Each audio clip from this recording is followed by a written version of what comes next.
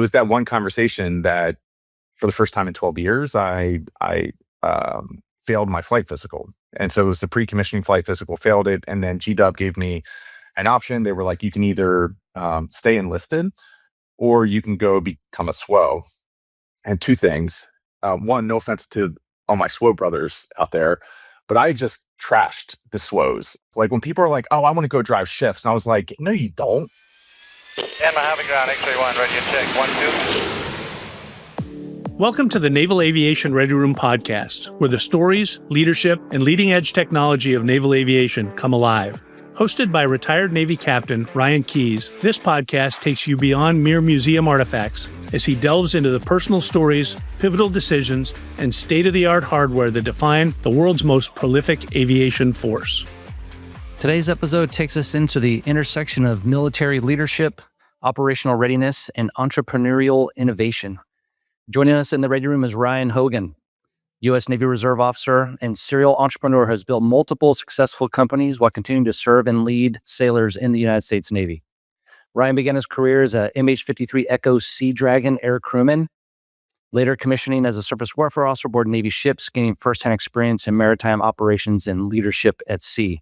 Today, he continues that service in the Navy Reserves, where he commands sailors responsible for maritime security and operational readiness.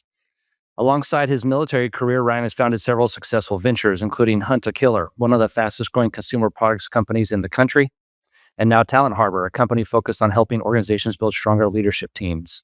Ryan's journey reflects the Navy's enduring leadership principles, adaptability, accountability, and the ability to lead teams through uncertainty. Ryan, welcome to the Ready Room. Awesome. Thanks for having me, Ryan. Excited to be here. This is my first guest that is Ryan. So hopefully people don't get confused.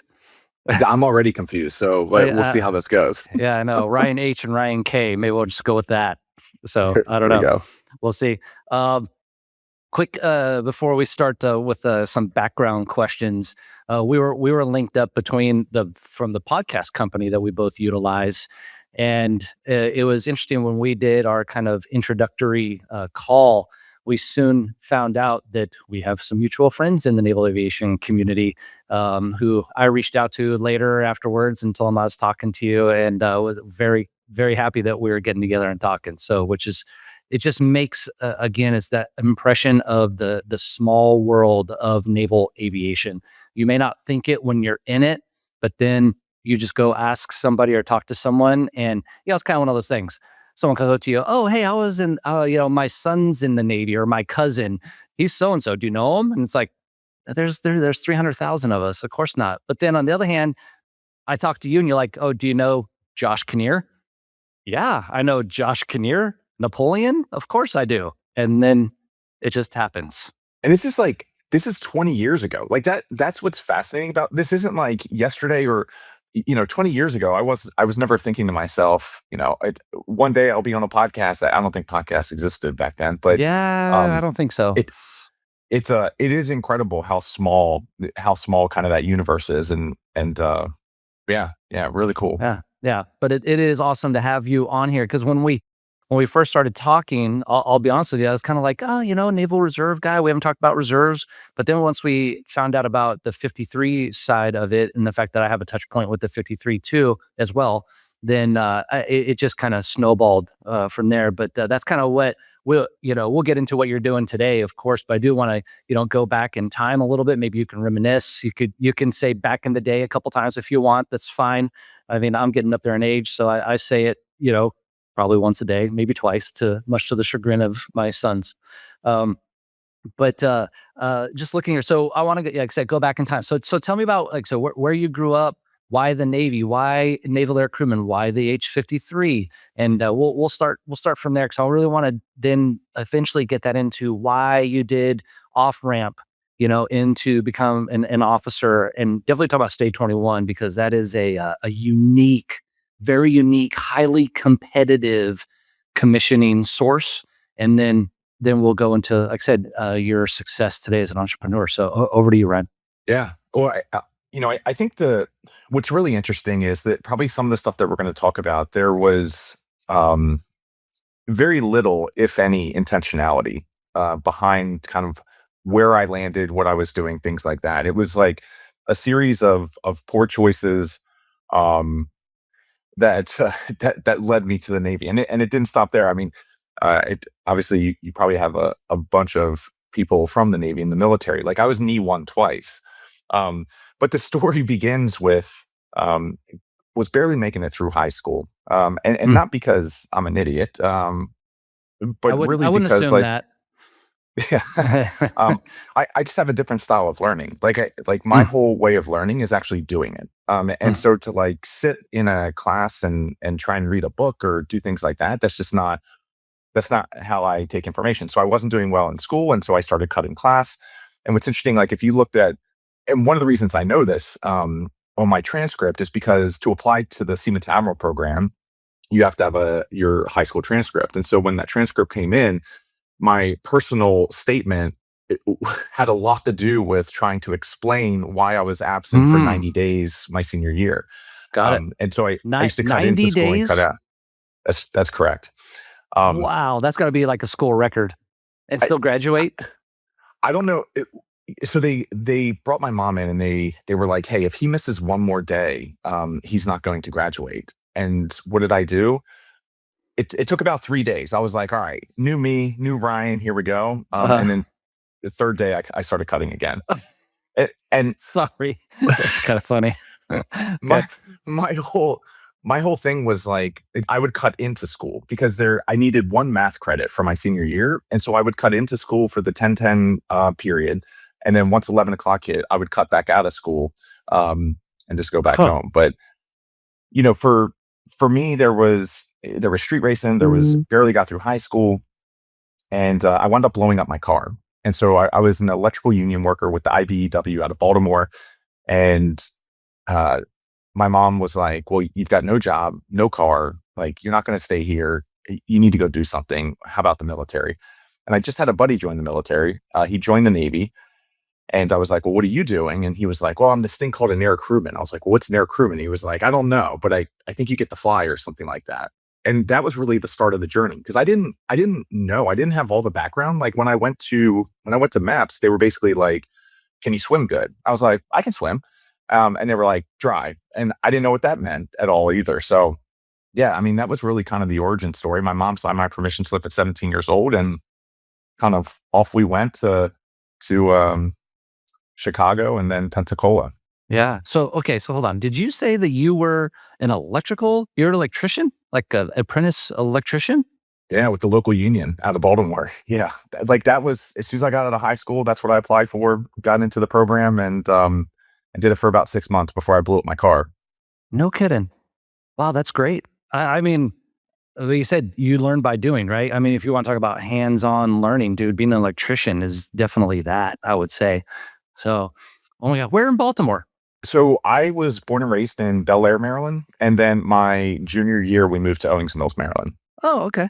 Got it. Yeah, very familiar. Yeah, spent a lot of time in Baltimore since I went to, school down the road. So, yeah, great place. Love, love Baltimore. Great.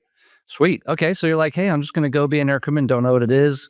You go to Great Lakes, do your boot camp time there, and then they ship you down to Pensacola, right? After that, or is that where A school was then during that time too? Yeah, because when I came in, it's all changed today. So all air crewmen are AWs. When I joined, we actually had a rating that was specific to a day-to-day job. And so I was an aviation machinist mate. So I went through AD school down there. After I got through air crew school, then went to the RAG out in Norfolk. Um, but yeah, it was interesting. And I remember being down there. Number one, for some reason, I've been across the street from OCS like 3 times in my career. So when it was down in Pensacola, 2002, I was across the street and I was watching everybody salute squirrels and things like that.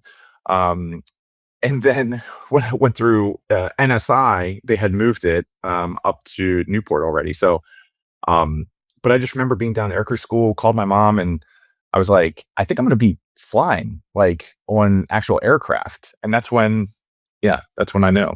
So I mean, you said it's 2002. I mean, before the age of the true internet, definitely of what it is today and trying to figure out information. That's what I feel like back then. A lot of people just didn't know paths. on how to get places, right? It just wasn't apparent, and you had to dig and dig and dig. And right now, I mean, that is just at your fingertips with a supercomputer in your pocket, and so a little more readily available information, I would say for sure. But man, good on you for just taking a blind leap of faith. Yeah. Well, that's pretty like the lack of intentionality. I think I got very lucky. I mean, even with the 53s. So I believe all the crewmen on 53s now are wet or swimmers, and I was not. And 53 was the only platform that that dry crewman could get in.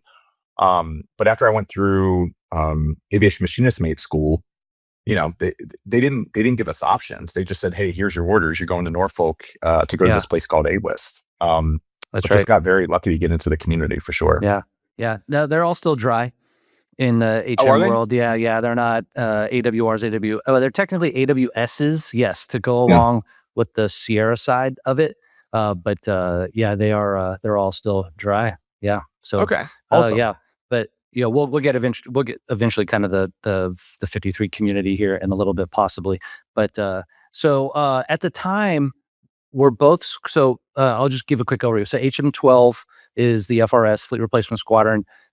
When you went through, it didn't exist. It existed back in the day. They did away with it because the HM community was going to be disestablished. So AWIST, which was the weapons school there, for lack of a better term, I guess, they were kind of the FRS as well. And then they would leverage the two fleet squadrons, HM-14 and HM-15, to essentially train all the prospective pilots and the air crewmen for the missions that were on it. And then after you finished AWIS, right, you went to HM-14 after that. Now, was HM-14 at that time? Because at one time, 153 Squadron was in Alameda, California. That's way back in the day. Then then they moved to Corpus Christi, and then they moved to Norfolk at that point and consolidate everybody. And then we talk about detachments after that. So when you came in, where were the physical locations of the squadrons, and what choices did you have? Yeah, I think HC4 had just decom, so those birds were coming back from SIG, and then HM-15 had the Bahrain det. They were out of Corpus Christi, and then HM-14 obviously Norfolk. Okay, and they had the Korea debt at the time, We or is it? actually Here's the crazy part. We actually Yeah. had no debts at the time. So Okay. I was a part of, I didn't go on the first wave. I think I went on the third wave. And this is when we were in Iwakuni. We were Mm, operating out of Iwakuni, and it was before we went to Korea. But we had nothing. And that was the big thing as people were coming out of AWIST, is everybody wanted to go to 15 because you could go to Bahrain, get Bahrain money. And nobody wanted to go to 14 because there was no mission. interesting. Yeah, I know that there had been some flip-flopping between, debts when the community, I mean, there were more than just two operational squadrons at one time. And then as they started to neck them down, as they talked about, like I said, decomming the squadrons and getting rid of the 53 because it's just an old airframe. Interesting note, when I was the Commodore at the wing there in Norfolk, I believe, if I heard it correctly, and I heard it many times, at one time the H-53 was the most expensive aircraft to operate in naval aviation inventory because it was old. Parts were very hard to come by. I mean, sometimes we would wait a year for a main transmission if one went down, or you'd have to rob it from somebody else. Yeah, it was rough, and now they are actually have decom two squadrons. There's one left, but so anyway, but I want to stick with you. So tell me about once you got to the squadron. Really, what kind of so it seems like you already have very good internal motivation, right? To go and do things. You're just willing, like you said, even though you don't have intentionality, you have motivation and discipline though to go set your sights on something and to do it, which I think is definitely was evident today in your entrepreneurial life. So let's touch a little bit on then your time in the squadron, and then a couple highlights. I think right is you did Katrina relief in '05. You did Panamax, and then Cobra Gold, which is probably pretty cool too. So kind of walk me through some operational tidbits that you had that maybe kind of set you up for where you are today. Yeah. And I would say I've gotten probably much better with intentionality. Like, this is one of the reasons that I still serve in the Navy today, is because like the Navy gave me discipline, focus, and really intentionality. Like certainly resilience and all of those things that come natural. But what I think I really needed was like a way to focus and channel this, and the discipline that has come, the leaders that I've had the the pleasure of being under, like, that's really changed my life. And so the reason that I stay in today is because I'm trying to do that for some younger sailors. Um, a big part of that was I got into trouble.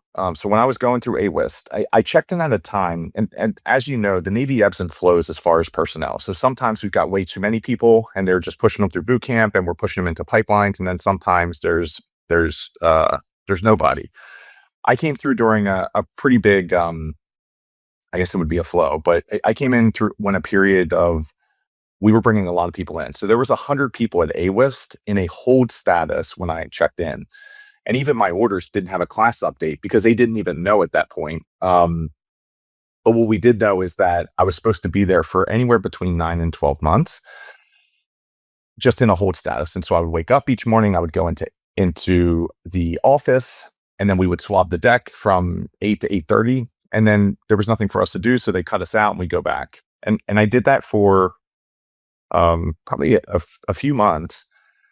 And for me, I was like, well, why am I here? Like, I joined the Navy to do things and to go places and to learn and to all of the things that kind of was expected. And I wasn't. I was going in for 30 minutes a day, swabbing a deck, going back to the barracks and doing what sailors do in the barracks. And we'll keep it PG. Yeah. And so eventually I just left. And a huge mistake, but I just walked away. I just went home to Baltimore and I just stayed there. And then phones started to ring. My cousin at the time was a Navy submarine commander, and he caught wind of it. So he started to kind of get involved, and eventually I went back. So because of the unauthorized absence or UA, went to captain's mast. I had just made E2, came back down to E1, and then there was a chief who basically told me I wasn't going to get through the program. And like that was really, I know this is going to sound weird, but like that was really kind of a changing moment for me at that point, where I was like, yes, I am. Like, I'll make it through this program. And I was very fortunate because we called it the A team. It was it was the alcohol team. So basically anybody that was getting busted for alcohol in the barracks, they would go to captain's mast and they would get kicked out of AWIST. And it was a great thing because when there's 100 people on hold, the more people getting in trouble you can kick out, the faster you can get students through at that point. Got it. That's funny. Sorry. That kind of caught me off guard. It's also funny. You're the former Commodore. But there's two things that happened. Number one, somebody told me that I wasn't going to make it through the program. And number two, the CO gave me a second chance. Everybody that was getting in trouble at AWIS, he would just roll them out. And he gave me a second chance. And that, between both of those things, I always looked at the CO of he saw something in me and I'm not going to let him down. And then the chief, I was like, you don't know me. And I'll run circles around you. And so those were kind of the two defining moments. Got through the program, went and checked into HM14, and I had some people that kind of took me under their wing, which was really good because I didn't have a great reputation. I just went UA while I was at AWIST, and as you know, everybody just bounces back and forth. And so the same people that were training me at AWIST eventually came over to HM14. Very small community. The HM community is super small. Yeah, your reputation, man, is everything along that seawall for sure. 100%. And I did not have a great reputation because of what went down at AWIST. But I had some, his name's E-Step. E-Step kind of took me under his wing. And he helped me get... I know E-Step. Chief E-Step. Do you really? Oh, yeah, I know he is. For sure. So yeah. I know Petty Officer 3rd Class E-Step hitting the bars down in Norfolk. Yep. That's awesome. I haven't talked to him in forever. I need to text him today. You should. But anyhow, he took me under his wing. So he was probably maybe 6 months ahead of me. So not too far ahead of me, but he had a great reputation. And so he was able to kind of put his arm around me, got through, made it all the way up to first crewman, did that within probably 18 months, and then did some incredible stuff. And I'm happy to get into that, by the way. I feel like I'm talking the whole time, but I'm happy to get into No, dude. No, man, I'll tell you, this story, I think, can resonate with so many people because it's just that, right? You're down, you went and did something maybe you shouldn't have done, but man, it's all about coming back to play again, and a second chance. I just talked to a buddy of mine who he, uh, he had some troubles as well, and he didn't give up, and he stuck around and was able to advance after a punitive matter, in his career. And I'll tell you, man, I look at people like that, like you, and I go, dude, thank God for not just throwing it in. You could have thrown it in and just be like, I want out. I don't want to do this. I've had it, but you didn't. And that's the most important part, which is fantastic. So with that to me is, so two things you brought up. One is your ability to have some humility from that and say, hey, people are going to invest time and I'm going to not let them down. And then the other part, though, the leadership part, right? I mean, there's two things we learn from leadership. We see bad leaders, we don't want to do what they do. And I see good leaders and I want to do what they do. And sometimes we actually learn more from the bad leadership than we do from the good leadership. I think because we see good leadership more often, I would say, than the bad. And so sometimes when you see the bad, it can have a significant impact on you, hopefully positive. And then you're able to take that on and say, I am not going to be like that guy over there and do that. And I'm going to be positive and move forward. So, but redemption is a great thing. And I love it. That's awesome. So yeah, I do want to though, just give me a couple, what was the coolest thing that you did while you were a crew chief in the 53? Hurricane What do you Katrina. think? Well, it could Like, be hands one down. mission. Oh, really? Okay. Yeah, Okay. definitely. And actually, it wouldn't even been Katrina. It would have been Hurricane Rita. So I went down late. I think we had two birds down there, and then one broke. Or at least they were having issues with one, so we needed to fly one down. They were down there for about a week already, and I was on the crew that was flying the spare bird from Norfolk, and then going down to meet them down in New Orleans. So we flew in.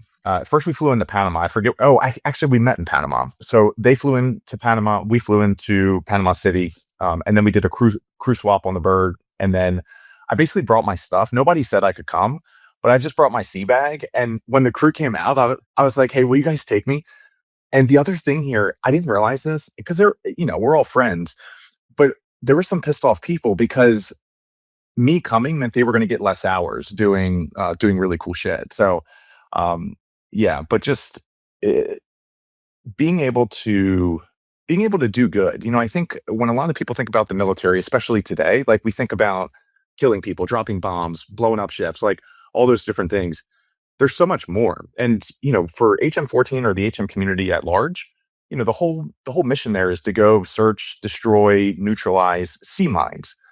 And we train day in and day out, A 5 lot of days a week. training. We train to go do that. Yeah, lot of training. Yeah. What do we actually do? We do heavy lifts. We Yeah. do humanitarian relief. Okay. Like- You're not supposed to say that. That's the secret. That's what no one in naval aviation ever wanted to hear. So, but Yeah. okay, it's not a secret anymore. So, but yes, no, I do. I totally agree.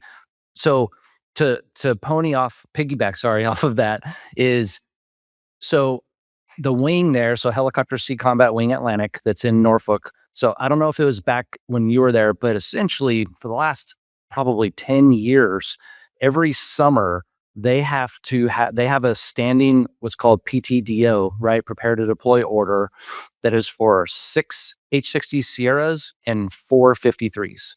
And then they will be essentially taken from the wing and then put under the control of NAV North, so Naval Forces North, which is under NORTHCOM. I'm getting a little into the weeds here, but it's important.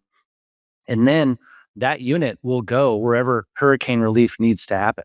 So that has happened every summer for many, many years. I was fortunate in 2009 to head up our debt of 10 helicopters and however many people we had to go down to the Bahamas and do Hurricane Katrina. I'm sorry, or Hurricane Dorian, Hurricane Dorian relief in September of 2019. So we based out of Homestead Air Reserve Base in Miami. Every year they do that. The 53s aren't going down to the Bahamas to do airborne mine countermeasures, throughout the beautiful waters of the Bahamas. They're there to do heavy lift, right? To take cargo out to islands that have been devastated by a Category 5 hurricane, and no one can get to them. And then the 60s come in to do medevac, medium lift, but the 53s, are there to do exactly that. So, sorry. So back to your story about, heavy lift, and you're at Hurricane Rita. Yeah, and it was awesome. So we ran missions, like we heavy lift, or we single pointed generators to facilities that needed. It was like a really really cool experience. But I was probably 2 weeks after, so I think the 53s got down there about a week after the Hurricane Katrina had hit, and then I was a week later with the spare bird. Um, and then the mission wraps. So we were like maybe 2 or 3 weeks into it. This is an interesting story. Mission wraps, and we're not going to stay on the ship. I think we were on the Iwo Jima, which was Okay. Pierside, Yeah, Mississippi, in New Orleans. We had a that's cruise ship right. behind us. Crazy. Yeah, Um, I do remember that too. Yeah. yeah. So mission's over, and we're ready to go home. We've been doing it maybe 3 or 4 weeks, and there's an Air Force base down there. We all take our stuff. We get out of we get off the ship, get on the birds, fly over. We take the maintainers, take our equipment, we take everything, get dropped off at the Air Force base, and we're waiting for the C-130 to come get us. And so there's probably maybe 75 of us, like between crewmen, maintainers, leaders, things like that. And so people are changing in their civilian clothes because we've been like pseudo deployed for 3 or 4 weeks, and everybody's excited to go home. About an hour goes by, and the 53s come back, and we see them coming down, and we're like, they're supposed to be, 200 miles on their way home right now to Norfolk. Like, why are they flying back, coming down the runway? Well, what happened is Hurricane Rita was coming back, and there was an emergency decision that was made where it was like, we're going to pull the ship, Iwo Jima, out of the Mississippi, and then we're going to go chase Rita in. And this was really like the U.S. needs to be more prepared for these things. We're not going to make the same mistake twice. Rita was looking like a really, really terrible situation. So they came on board, or they came back. We all got back on the aircraft, got back on the Iwo Jima.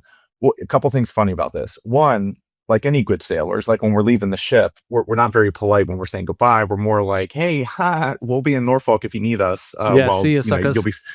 Uh-huh. Yes. So everything we just did there, now we're walking back with all of our heads down. Um, and they're the ones that are. No hard feelings, right, guys? We're good, right? Yeah. We're just kidding. We were kidding. That was it. And then we pulled out of the Mississippi, and then we started going towards Florida, because Hurricane Rita was coming below us in the Gulf.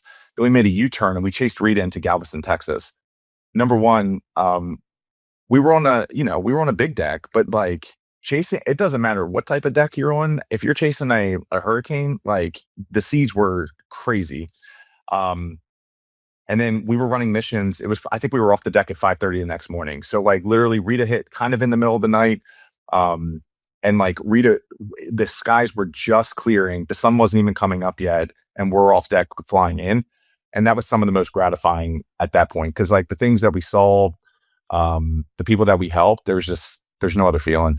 Yeah, man. It is great. You're right. It is, you think everything's warheads on foreheads, with the Navy, but especially with the helicopter community, we're such, the people didn't know this, and it's MH-53, and, MH-60 is for multi-mission. And that's the key, to us, is we can do so much. We are the jack of all trades, which is great. So, man, that's really awesome that you got to experience that, because a lot of people didn't.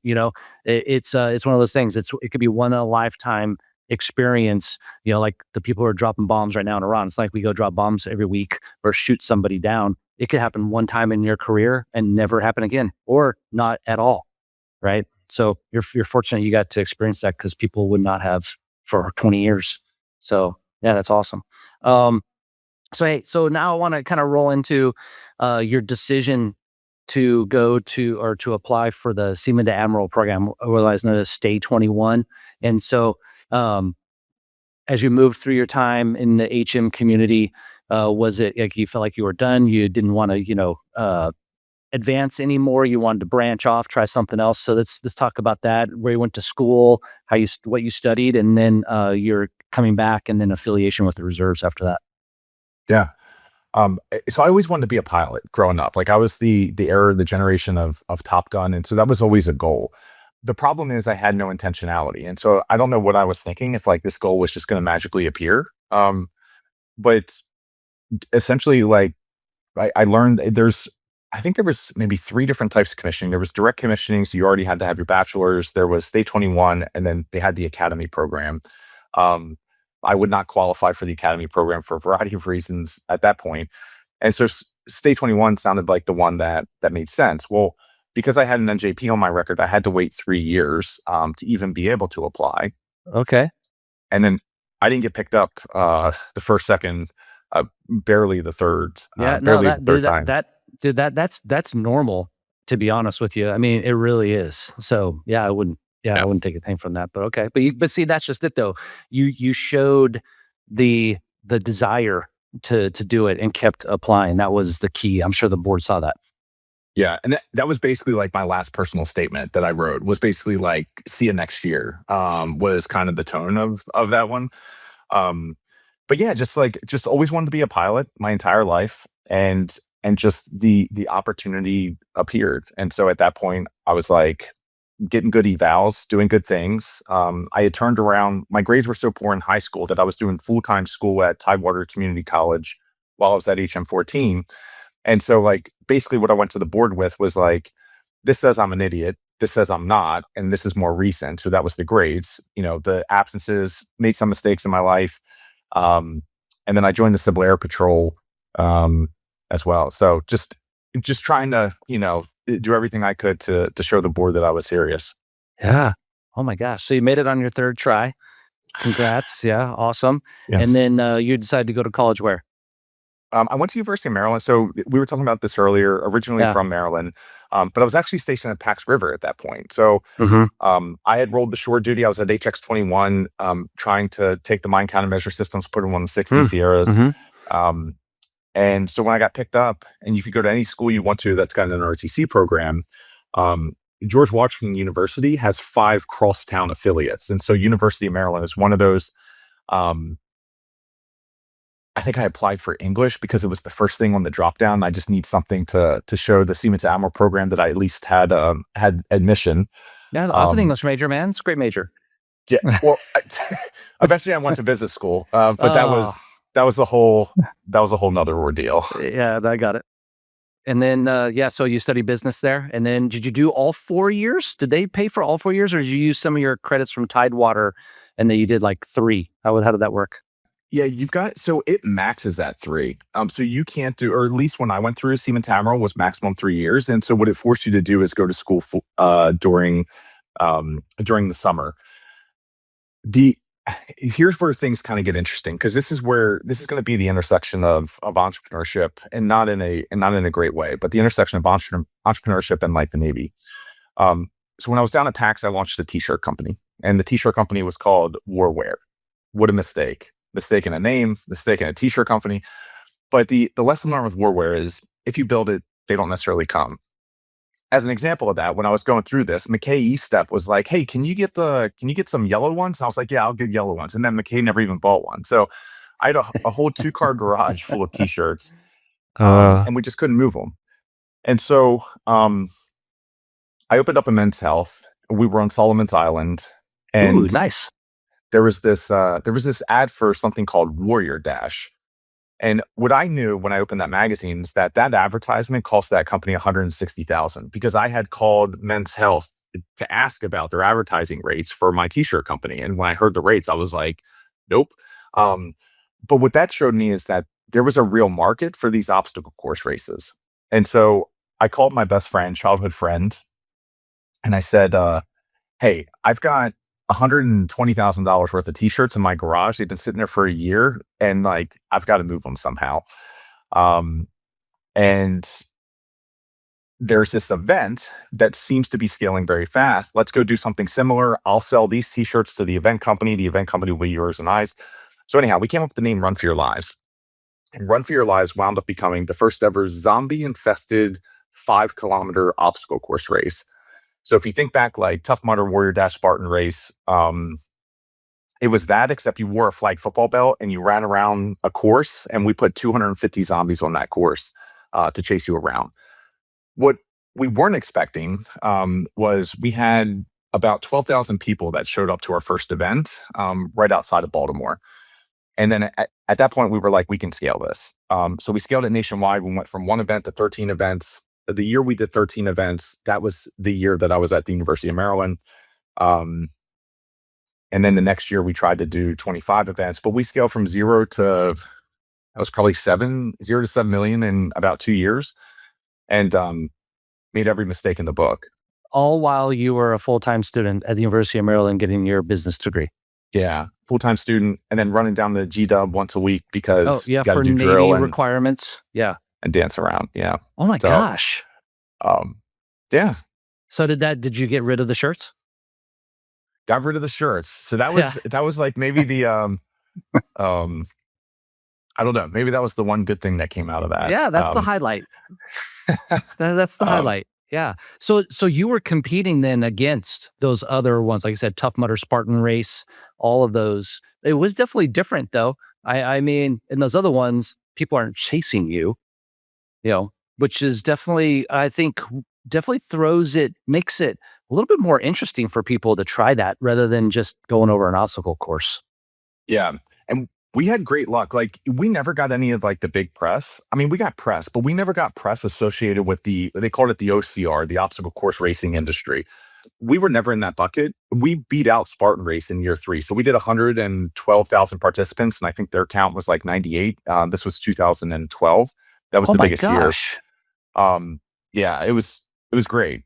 It was great till it wasn't. And this is, I don't know if we even talked about this on the pre-call or how much about this but when I got Yeah. selected for Seaman to Admiral, I was in the pilot program, and I lost all of that, and I lost it in 2013, and the reason was because Run for Your Lives ultimately bankrupted, and so I had hired all my best friends growing up. I didn't know how to manage a business.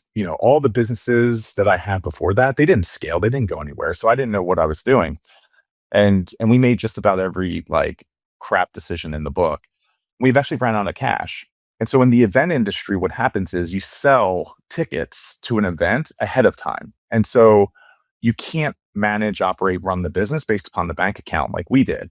So if there was money in there, we were investing money in the events or investing money in marketing. Then eventually we turned around, there's no money in the bank account, but we've got 6 more events to put on. And so for, probably 9 to 12 months, tried to save the company. There was a lot of internal turmoil. We brought in some investors. There was a lot of different things that were happening, but it ultimately bankrupted. And as we were going through this, like, I was having anxiety, I was having panic attacks, probably a little bit of depression at that point. So I went and talked to somebody. I went to Walter Reed and just had a single conversation. And I was like, "Hey, do you think what could be causing this?" And she was like, "Well, let's see. Yes, I think Yes. I think I know exactly." I was like, "Well, how do we solve this?" And she was like, needs to clear through the snake. Like, this has to go away, and then once it goes away, like, then we can start working on how to bring down your your stress levels."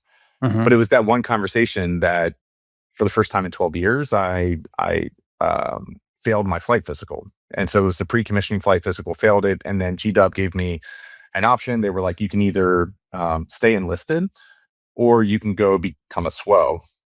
And two things.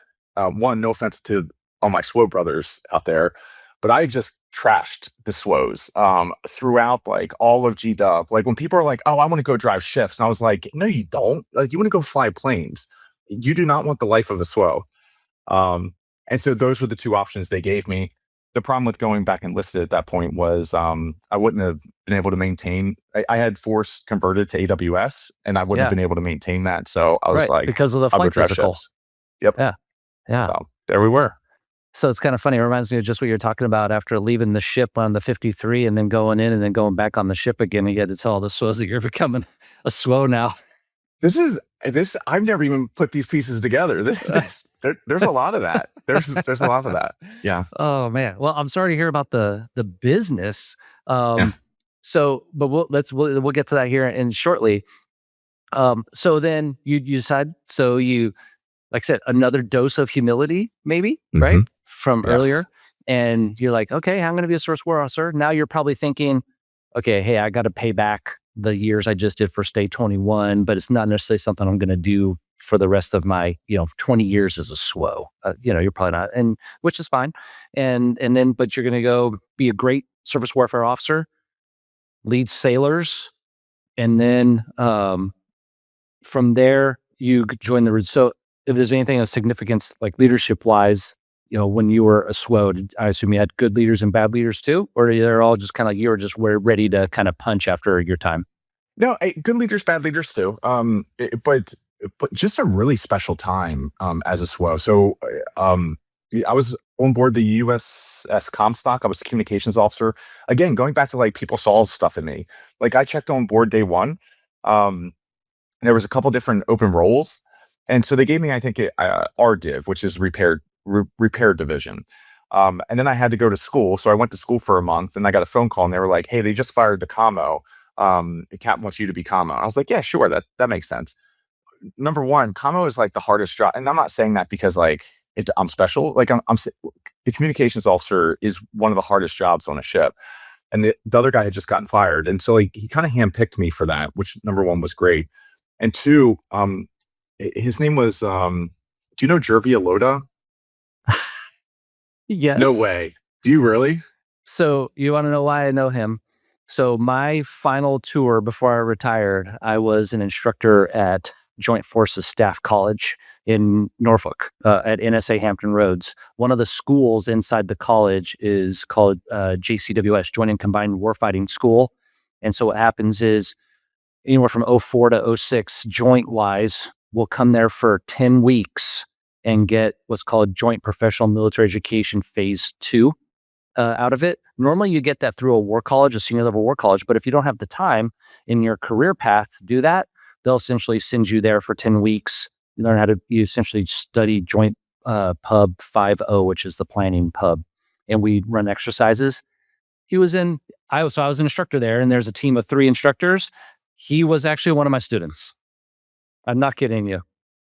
Not kidding. He is like, so he's on Instagram. What's his handle on Instagram? He's huge on that. He's actually a pretty big social media presence. But again, another surface warfare officer, proud SWO. I mean, super proud SWO for sure. Naval Academy graduate, played football at the academy as well. So, okay, yes. So I know him. So what did he do for you? He was my XO. So, well, he eventually became the CO, but he was the XO when I checked on board, and then the CO. I was Scott Tayson. We call him Scotty T. Not to his face, obviously. Like you can't do that as an ensign.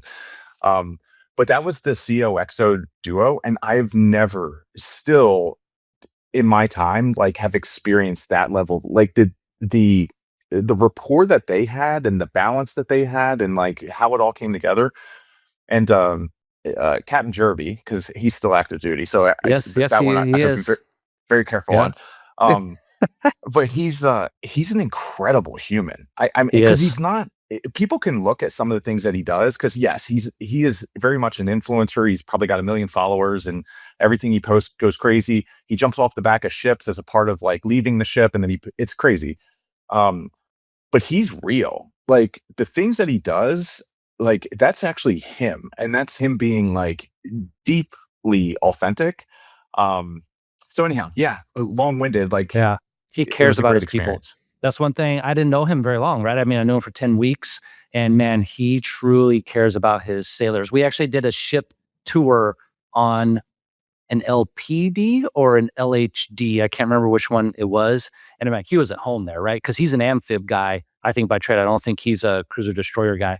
And I mean, he knew so many people. Yeah. He is just a great human. I mean, he truly is. Man, so you got to be, yeah. So you saw his leadership style. Then when you were a JO, they put trust in you. And then, man, you took it from there, right?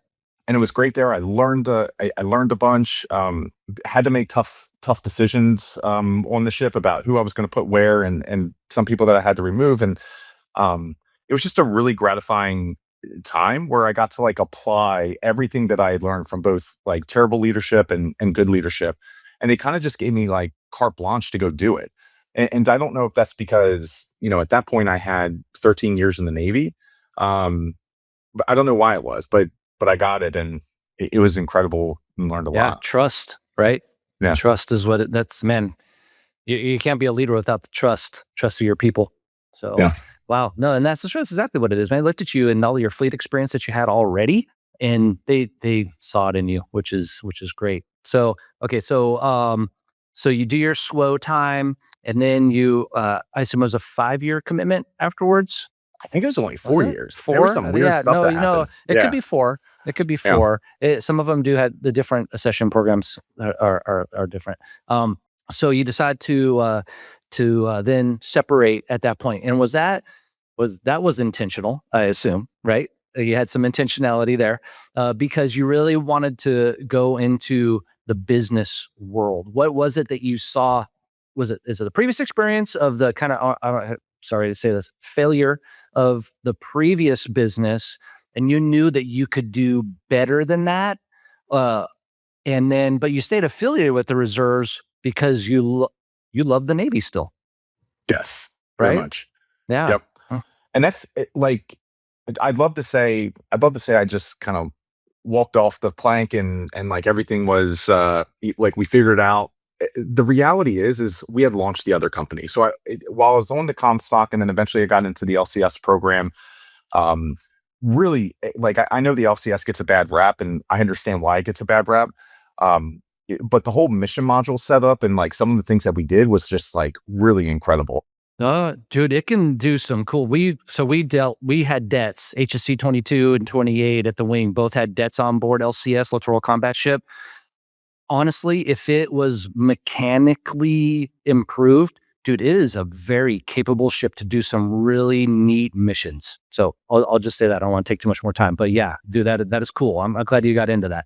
Okay, so sorry. So you went LCS, and then now what business was it you said though that the other one? So we had launched Hunt to Killer. So basically, like Okay, I had Hunt to launched a Killer. whole bunch of. We were still kind of launching companies between when I was on the Comstock and then when I was in the LCS program, but nothing was really taken off. And so I had a business mentor coach come to me, and he was like, "Hey, um, your background's events. Like, what do you do?" I had this company called Polaris, as in the centerline Polaris, and basically it was an automated gifting software. And I took a billboard out right in front of the 32nd Street gate, and it was a person in a doghouse, and said, "Don't be in the doghouse. Join Polaris, and we'll automate gifting on your behalf." Went nowhere. Not even one sign up from that, $7,000 billboard. What a dumb decision. Hey, you got to Um, try. You never know. it's true. Yeah. But I had a mentor come in. He was just basically like, "You have no business in developing technology or doing all this stuff right now. Like, leverage what you've already learned, leverage the network that you've built, leverage the experience, and go do that again." And so I called Derek, and we ran this same exact playbook. So back then, we looked at emerging themes and genres. And so The Walking Dead was like a 2009, 2010 phenomena. And so we launched on the coattails of that. Fast forward to 2016, what you have is all of these podcasts popping up, like My Favorite Murder, Sword and Scale, all these true crime podcasts, and they're just blowing up. And so we were like, there's a huge opportunity here. There's a wave that's cresting in the true crime space. Let's launch a murder mystery. And so we went back to the same original campground in Darlington, Maryland, and basically we transformed the 200 acres into a living crime scene. So we had fake dead bodies, we had suspects to interview, we had police roaming around, and it was great. But the problem is we couldn't get more than 600 people at a time through the experience. So with Run for Your Lives, we could put 15, 20,000 people through the event on any given weekend. But with Hunt to Killer, like you can't have thousands of people standing around a crime scene and trying to interrogate suspects. Sure. Yeah. And so we said, well, great, we found product market fit. Like we've done it again, which is the absolute hardest thing to do in business. Why don't we look at a different business model that we can actually scale? So we backed it into the subscription box business model. So if you think about Loot Crate and Birchbox and all these subscription box consumer product companies that were popping up 2015, 16, we did the same thing. So basically we took all the evidence, all the police reports, all the case files, all the things that we were doing in real life, and we put those things in a box and we started shipping them out each month to our detectives. And so launched that in 2016. And I'd probably been in the LCS program. I'd just gotten through training. So I was probably in the program for about a year at that point. And it scaled very, very quickly. We went from like 0 to 300,000 MRR. So like a $3 million run rate in 3 months. And that was January to March of 2017. So that year we probably did 3-4 million. And I put in my resignation letter, and everybody denied it, by the way. Like the Commodore right? Yeah. over at LCS1 was like, Uh-huh. hey, like you just got through training. Like I realize you're eligible for it, but I can't lose you. Everybody denied it. And then got a phone call while I was on leave from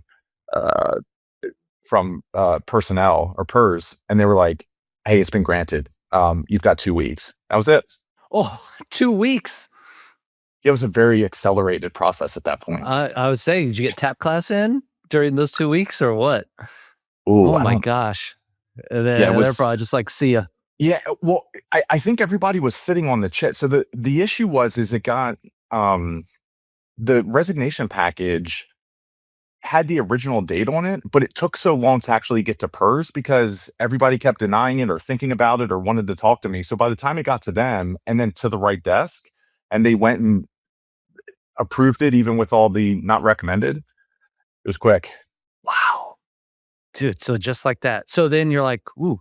I mean, so at that point, did you say, I'm going to go reserves? I mean, so, I was not a reservist. I know a lot of people who were. We had reservists, and actually the HM community has reserves, pilots and air crewmen and everything.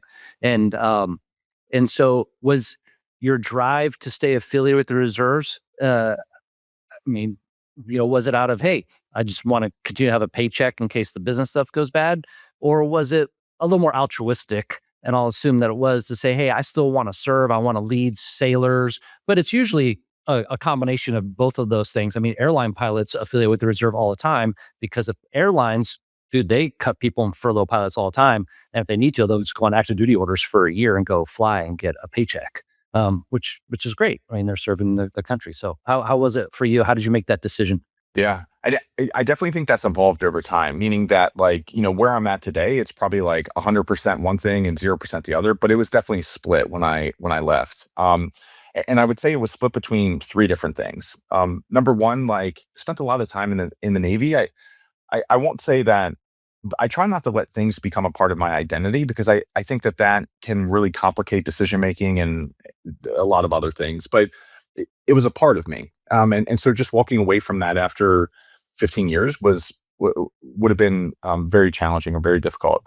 Number 2, like yes, I wanted to lead sailors and give back. Like what I had realized is all the Navy had done for me. Like if I could have that impact in just one sailor's life, like that's significant. And then number 3 was, fallback plan.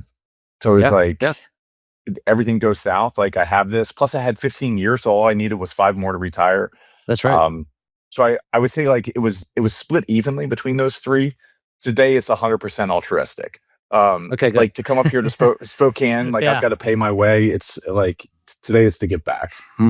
Yeah, man, that's incredible. I mean, that's true sign of a sign of a true leader, right? I would say, right? Self-sacrifice. So yeah, man, that is fantastic. All right, so give me a quick rundown of where you are now, business wise, and what the future looks like for you.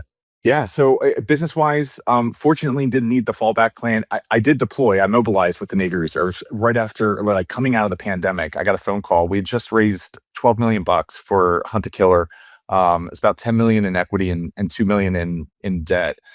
And I get a call literally 2 weeks later from my NRC. I was living in Seattle at the time, and my NRC was that's Naval Reserve Center, right?